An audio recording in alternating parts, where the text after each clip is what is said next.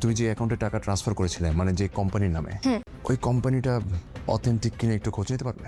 দর্শক শ্রোতা, এটা আমাদের এই গল্প নাটকের ৩৫ পর্ব। কোথায় পাবেন, কিভাবে দেখবেন এবং এই পর্বে কি কি অবিশ্বাস্য মোড় আসছে সবই জানাবো আজকের ভিডিওতে। তাই বলবো পুরো ভিডিওটি না টেনে শেষ পর্যন্ত দেখবেন, তাহলেই সবকিছু বুঝতে পারবেন ইনশাআল্লাহ। বন্ধুরা, গত ৩৩ এবং ৩৪ পর্বে আমরা দেখেছি এক চরম নাটকীয়তা।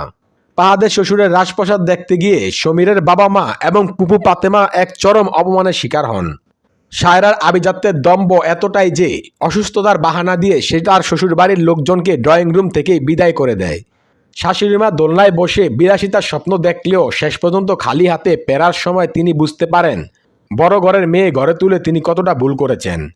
অন্যদিকে সায়রার পণে জামশেদ ভাইয়ের পাঠানো পাহাদ ও মীরার ঘনিষ্ঠ ছবি যেন বজ্রপাত ঘটিয়েছে। পাহাদ যদিও সেটাকে এআই দিয়ে বানানো প্যাক ছবি বলে দাবি করছেন, কিন্তু সায়রার মনে সন্দেহের বীজ গেঁথে গেছে। তবে সবচাইতে খুশির খবর হলো মেহেরিনের চাকরি। ৫০,০০০ টাকা বেতনে চাকরি পেয়ে মেহেরিন আর সমীর এখন নতুন দিনের স্বপ্ন দেখছে। ৩৫তম পর্বে আমরা দেখব মেহেরিন তার নতুন চাকরিতে যোগ দিয়েছে। এই ৫০,০০০ টাকার বেতন সমীর ও মেহেরিনের অভাবের সংসারকে রাতারাতি বদলে দেবে।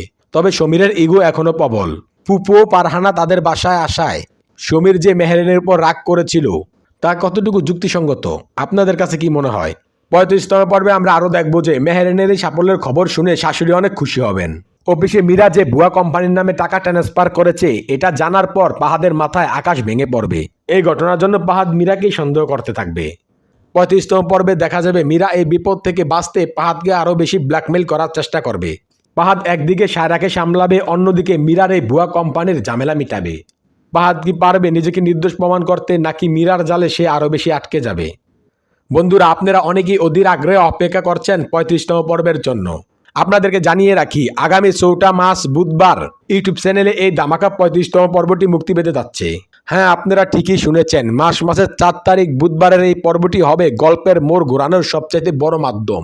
সায়রা পাহাদের এআই বা কৃত্রিম বুদ্ধিমত্তার অজুহাত মেনে নিলেও সে তলে তলে মীরা আর পাহাদের উপর নজরদারি বাড়াবে। ৩৫তম পর্বে সায়রা নিজেই অফিসে গিয়ে মীরাকে চ্যালেঞ্জ করবে। সায়রার এই সাহসী রূপ পাহাদকে বড় ধরনের বিপদে ফেলবে। এই নাটকের মূল লড়াই এখন শুধু পরিবারের মাঝে সীমাবদ্ধ নেই, এটি এখন হয়ে দাঁড়িয়েছে আত্মসম্মান বনাম আভিজাত্যের লড়াই।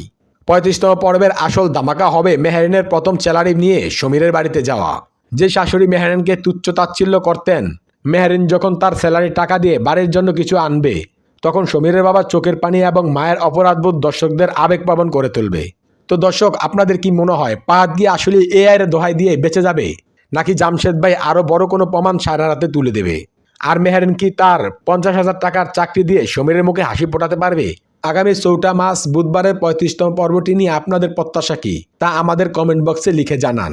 ভিডিওটি ভালো লাগলে লাইক দিন এবং এটা আমাদেরই গল্প নাটকের প্রতিটি আপকামিং আপডেট সবার আগে পেতে আমাদের চ্যানেলটি সাবস্ক্রাইব করে এখনই বেল আইকনটি বাজিয়ে রাখুন।